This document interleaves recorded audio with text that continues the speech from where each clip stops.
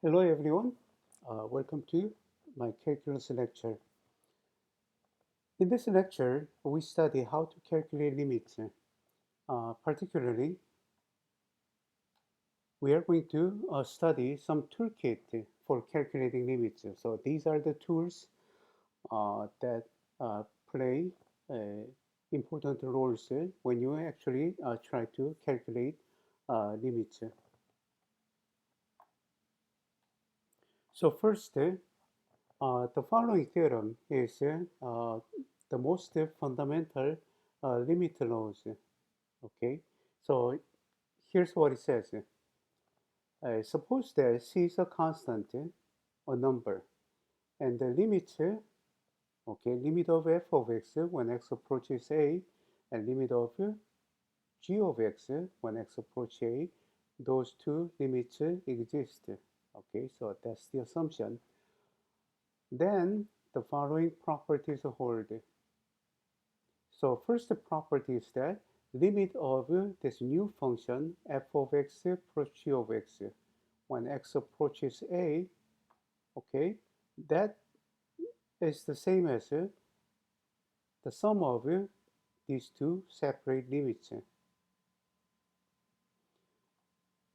And second property is the c times f of x, right? C times f of x when x approaches a as same as c times the limit of f of x.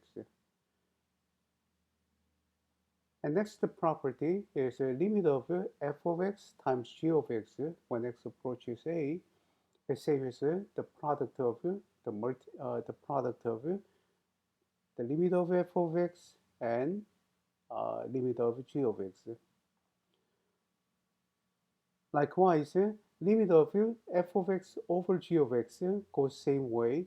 That's going to be same as limit of f of x divided by limit of g of x. In this case, it is true provided the limit of g of x is not equal to 0. That's important. Okay, that's very important. This theorem provides the most fundamental limit laws, as I mentioned earlier.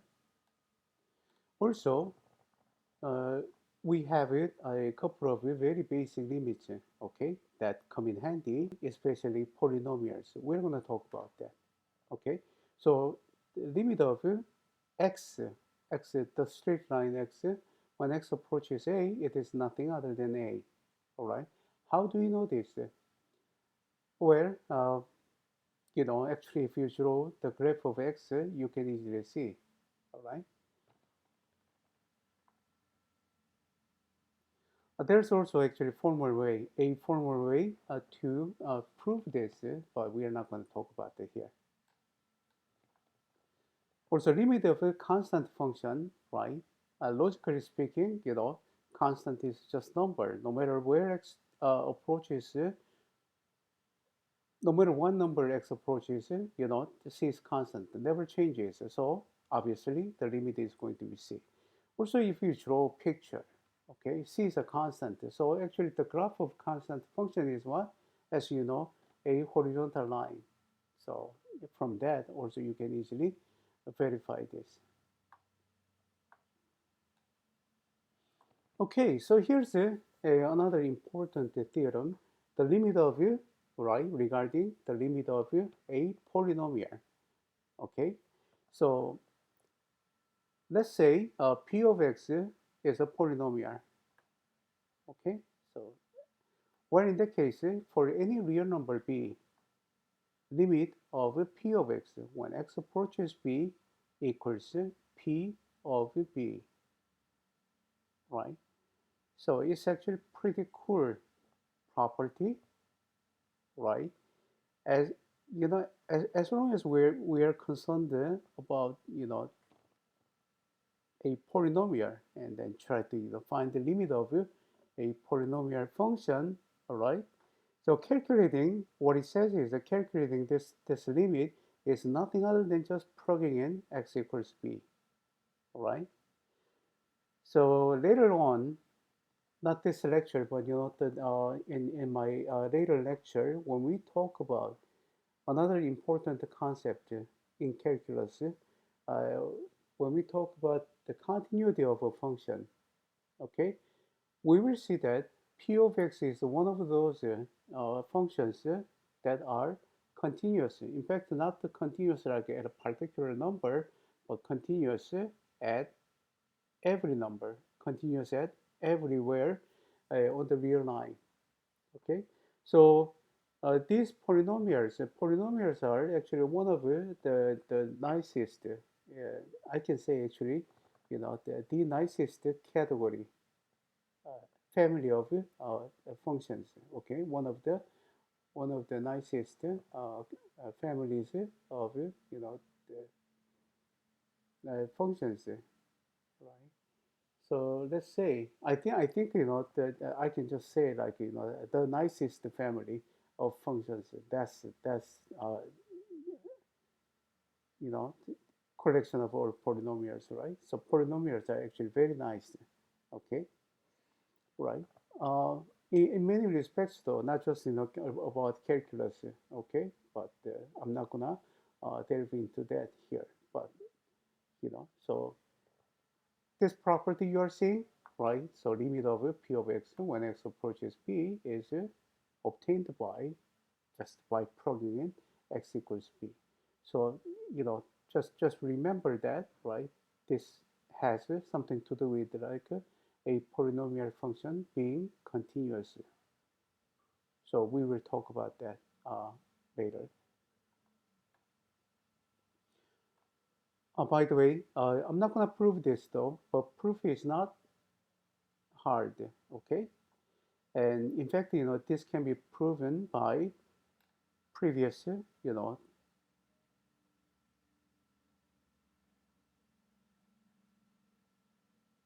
theorem, right? Uh, so using these limit laws, you can easily prove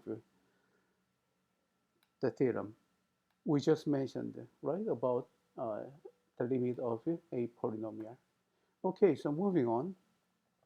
So here's an example, right? So let p of x equals 6x minus 9a times x plus 4a. So in this case, I didn't mention, but this is a function of x, right? So a, although this is like a letter, but this is some kind of, considered as some kind of constant meaning number. Just like a 6, 9, a is also in this case considered as a number. All right, so don't be confused, right? So in this case, the limit of p of x when x approaches 3, right? That's nothing other than using this theorem, p of 3. So in other words, this limit can be found by just plugging in x equals 3, right? So we get 18 minus 23 times a, okay? Right. So although a is not it's supposed to be like some kind of generic, number, right? But we don't know what it is. So it stays as just a. Okay, so no big deal. But when it comes to a polynomial, right, finding limit is just easy. Okay, so next thing I want to talk about is the limit of a rational function, right? Everybody knows what a rational function is, right? Rational function is made of what? Two polynomials. So one polynomial divided by another polynomial, that's a rational function. So it's like a fraction, in many ways, I'm not going to delve into that again, but in many ways, polynomials behave like integers, okay? And in fact, also, where in the case rational functions are like, the fractions, right? When you divide one integer by another non-zero integer, that's a fraction. That's a rational number, right? Okay, so anyway, going back to this. So here it is called a corollary. So what is a corollary? If you are not familiar with that, it is actually a sort of theorem, but usually corollary is associated with the previous theorem. So uh, this is another theorem, but if this theorem can be easily, the result of this statement, like the corollary theorem, can be easily obtained or deduced, right, or implied by previous theorem. We say this is a corollary to theorem, whatever, the earlier, like, the preceding, theorem, right? So that's corollary, but that's another theorem.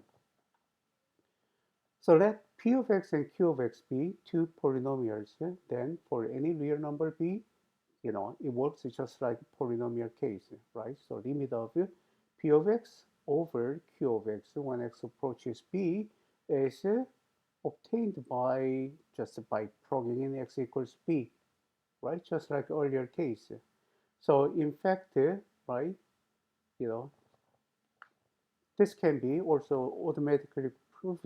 I wouldn't say automatically, yeah, you gotta make an argument, but the, you can easily prove this. That's the word I was looking for. Easily prove this using previous theorem along with the, remember earlier very first theorem we talked about the, the most fundamental limit laws, right?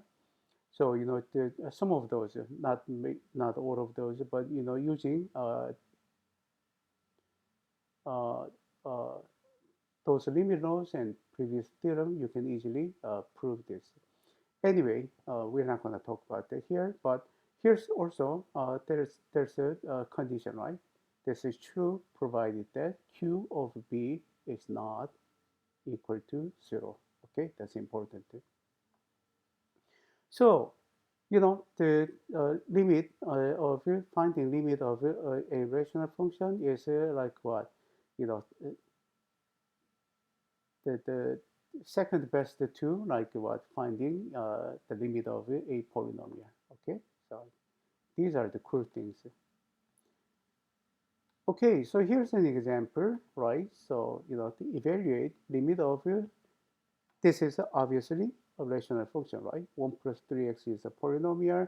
1 plus 4x squared plus 3 times x to the power 4, that's also a polynomial, right? So this whole thing is a rational number. So find the limit of this function, rational function, when x approaches 1. Okay, so I didn't work it out here. So let me switch it to my notepad.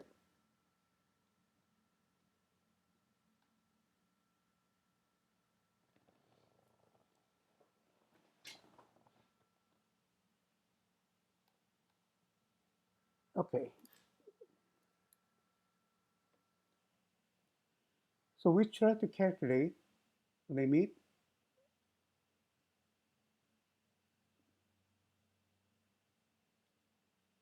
one plus 3. Uh, I forgot. Okay, let me go back. So 1 plus 3x, right? Over 1 plus 4x squared plus 3x to the power 4.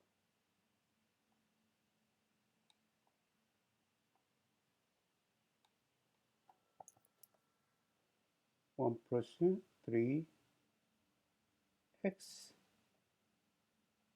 all over 1 plus 4x squared plus 3 times x to the power 4. Okay, so I hope that I copied it correctly. When x approaches 1.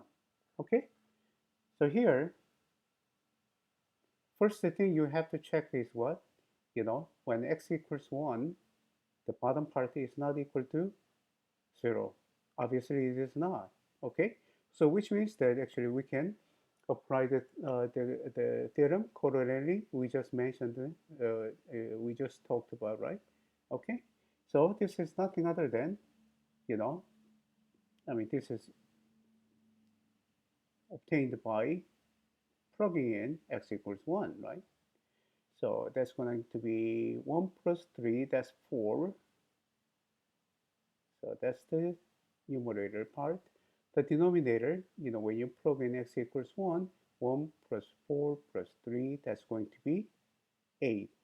Okay, right? That's 8.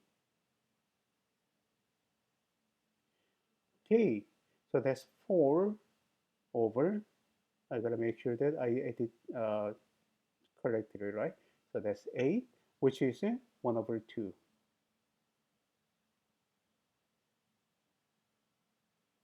No big deal, right? That's easy. So that's the limit. Okay, so let's get back to our slide.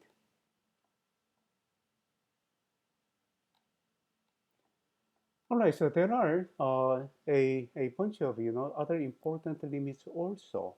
So in this case, the assumption is that limit of f of x exists. In that case, the following properties hold. So I'm not gonna read each one of them. It's also hard to read. Okay, right. But you can easily see what these are, right? And by the way, also one thing I'd like to point out is that just like the limit of like polynomial functions or rational functions case actually I did not mention, but also we have that corollary holds because rational functions are also continuous. Not everywhere though. A rational function is continuous wherever it is defined. It is defined. So rational function case, it is defined anywhere except what? At like the points that make the denominator 0, right? Okay, it could happen. So except those points, everywhere else, a polynomial rational function is defined. And we will talk about that later again, in my the other lecture.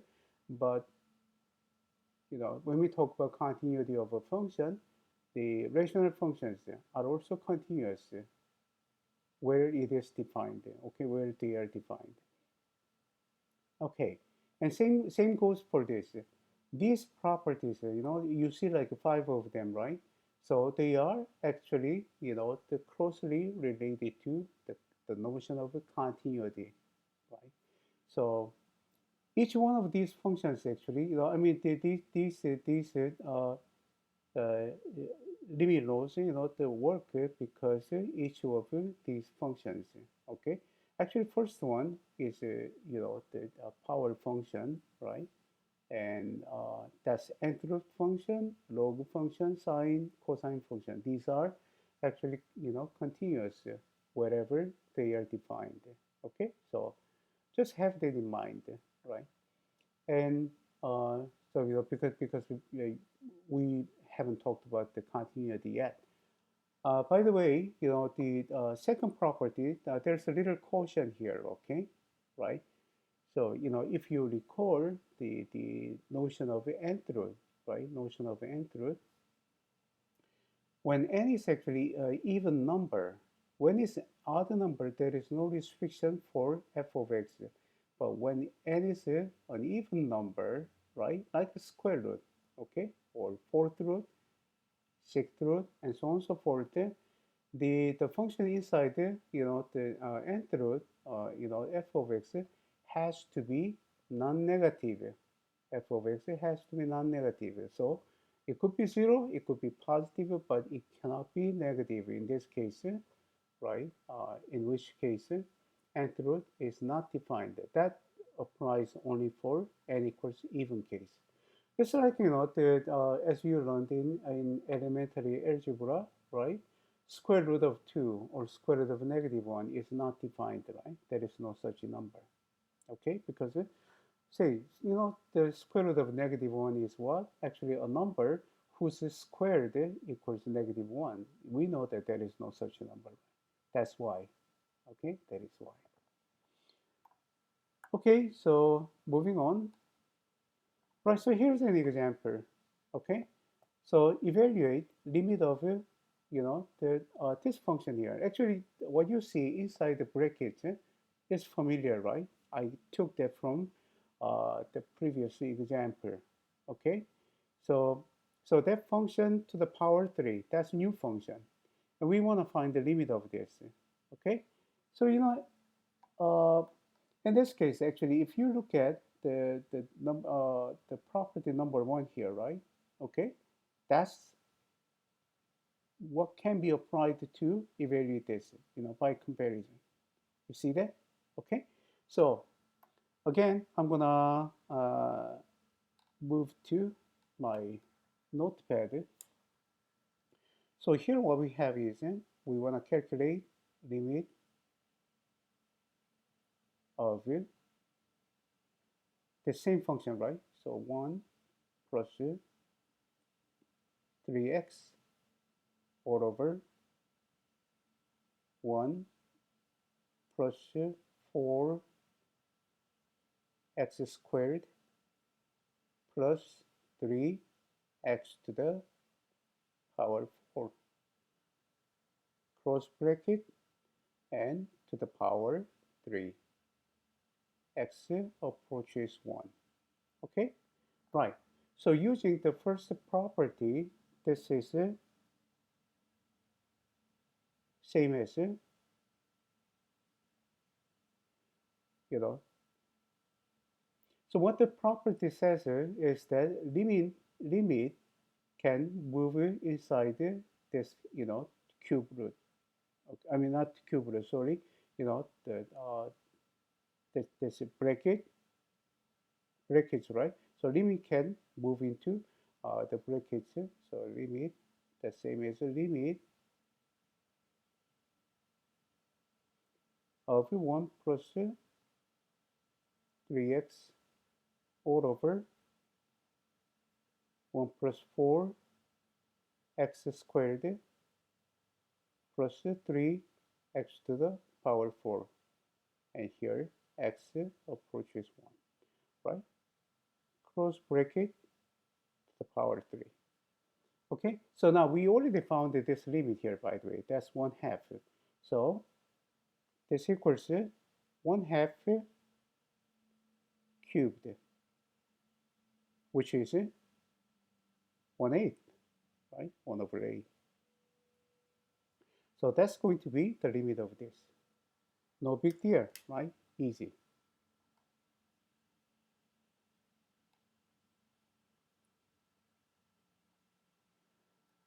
Okay, so as usual, right, more details of my discussion in this lecture can be found in my lecture note at the blogger site. Uh, as you see, this is the website address. But again, like you don't have to copy it and paste it, to access this. This has a text hyperlink in it, right? So hyperlink. Uh, so by just clicking, okay, you know, uh, on this address, you can get to the page, and also in case like if you want to go to the main blogger site of mine, also this word blogger is also hyperlinked. Okay, hyperlinked. So just by clicking on this, you can get there as well. Okay, so this will be all, and I'll see you in my next lecture. So thank you for watching this lecture, and you have a great day. Bye bye.